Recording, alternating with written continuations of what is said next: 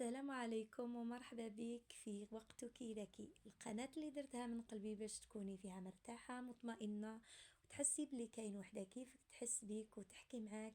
نحكيو على الراحة النفسية وعلى التنظيم والدين وحتى على لحظات التعب اللي ما نحكيوش عليهم لحتى واحد.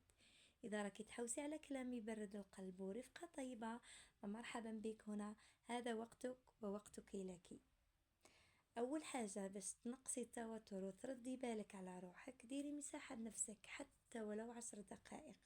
حبيبتي رانا نجريو نهار كامل نخدمو نطيبو نسمعو نصبرو بصح وين راه وقتك انتي، وقتك مع روحك غير 10 دقائق. ادي كرسي وقعدي في البالكون ولا قدام الطاقه، شربي حاجه سخونه وسكتي. اسكتي على كل شيء، على المشاكل، على الأصوات، على التفكير.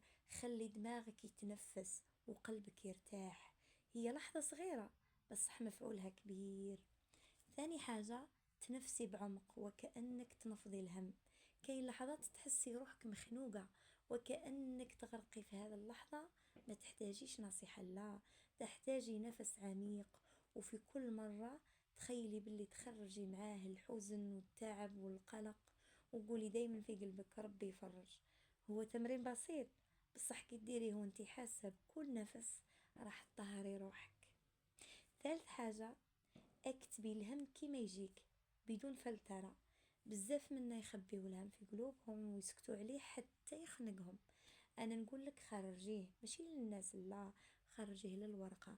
جيبي كراس خاص بيك ولا ورقة واكتبي فيه كل حاجة بلا ما تخافي، حتى ولو كانت تافهة، حتى وتكون مؤلمة.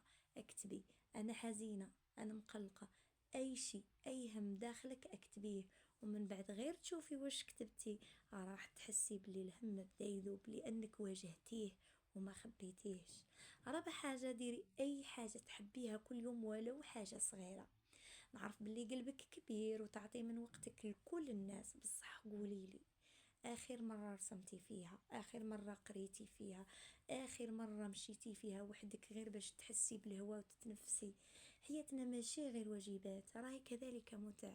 نفسنا ليه حق علينا، ليها حق علينا، لازم نعطيو حق لنفسنا.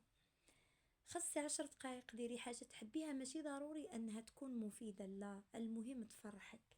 خامس حاجة قولي لا بلا ما تتعبي بلا ما تحشمي، وانتي انسان ماكيش روبو. تربينا دائما نقولوا نعم، دائما نخافوا نزعفوا الناس، بصح الحق الوقت اللي تقولي فيه لا.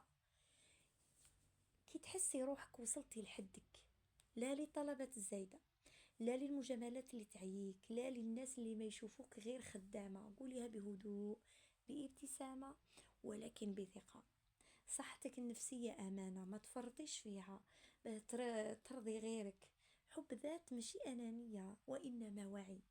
حبيبتي ماشي كل نهار راح يكون وردي، بصح كل نهار نقدروا نختاروا كيفاه نعتنيو بروحنا وكيفاه نحبوها. حياتنا تستاهل نعيشوها بطمأنينة ماشي نهلكوها بالتعب. وإذا عجبك الفيديو ديري جيم وشاركيه مع أختك صاحبتك وحدة تحسيها تحتاج هذا الكلام، وخليلي في الكومنتار وش هي الفكرة اللي حسيتيها دخلت قلبك. نحبكم ونستناكم في فيديو جديد من وقتك لك. ربي يشرح صدوركم ويريح بالكم، وسلام من القلب.